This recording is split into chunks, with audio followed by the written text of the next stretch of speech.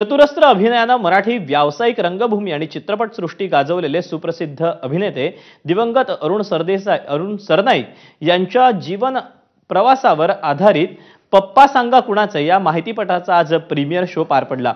Shivaji park येथील स्वातंत्र्यवीर सावरकर स्मारक सभागृहात हा कार्यक्रम पार पडला। या कार्यक्रमाला भाजपचे सरचिटणीस विनोद तावडे, पालकमंत्री आशिष शेलार, अभिनेता सुबोध भावे अशा मान्यवरांनी उपस्थिती लावली होती। यावेळी प्रत्येकाने अरुण सरनाईक यांच्याबद्दलची आपली आठवण सांगितली। निश्चितच आपल्या सगळ्यांचा उत्साह अतिशय वाढवणारी अशी आहे।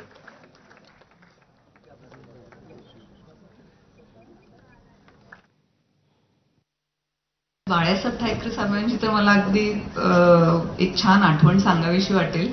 आम्ही जेव्हा त्यांच्या घरी जायचो तेव्हा 5 जण जायचो, पण माझी मावशी पण लहान होती आणि मी आणि माझा भाऊ आम्हाला सगळ्यांना बाहेर बसवायचे आणि माँ आणि पप्पांना फक्त आत बोलवायचे आणि त्यानंतर त्यांनी कॉन्टॅक्ट ठेवला आणि पप्पांना नेहमी घरी बोलवायचे।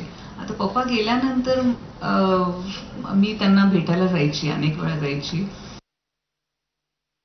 कधी कधी आता ती मगाशी बोलताना असं म्हणाली की आमची पिढी खरंच खूप दुर्दैवी आहे। सुमित पण आज इथे आहे आणि खरंच दुर्दैवी आहे। दुर्दैवी अशासाठी आहे की जसं एखादं वडाचं झाड असतं आणि ते प्रत्येकाला सावली देतं, आपण कधी तिकडे गेलो की शांत वाटतं, तसं ही प्रत्येक मंडळी ही आमच्यासाठी वडाच्या झाडासारखी आहे।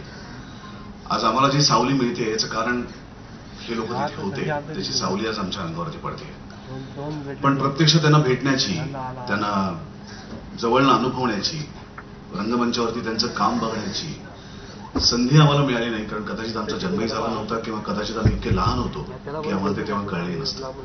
ते स्वतः उत्तम गायक होते आणि त्यांनी गायलेली गाणी तशी त्यांची पार्श्वभूमीच घराची जी होती ही गायकी अशा पद्धतीची होती।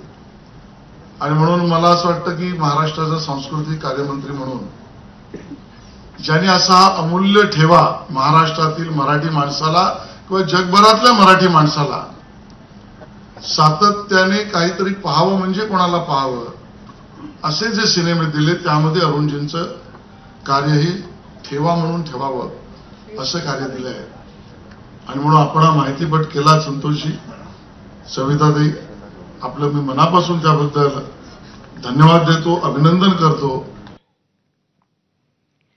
ठाण्यातील गडकरी रंगायतनाच्या नूतनीकरणावरून राष्ट्रवादीचे आमदार जितेंद्र आव्हाड यांनी